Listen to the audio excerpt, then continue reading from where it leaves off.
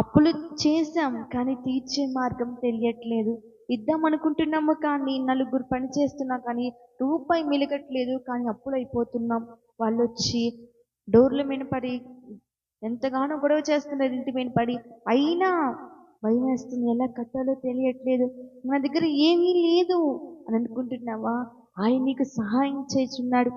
ఆయన నీకు సహాయం చేయాలనుకుంటున్నాడు. భయపడి మాకు నాకు బిడ్డలు పెళ్ళిళ్ళు చేయలేనేమో, నా బిడ్డలకి ఇంకా జాబ్ రాదేమో, ఇక మేము ఇంతే ఉండిపోవాలేమో, కనీసం తినడానికి కూడా నోచుకోలేకపోతున్నాము, ప్రతి ఒక్కరి దగ్గర చేయి చాపాల్సి వస్తుంది, ఎందుకు మాకు ఈ పరిస్థితి వస్తుంది అని భయపడమాడు. అస్సలు భయపడు, మాకు ధైర్యంతో ప్రార్థించు.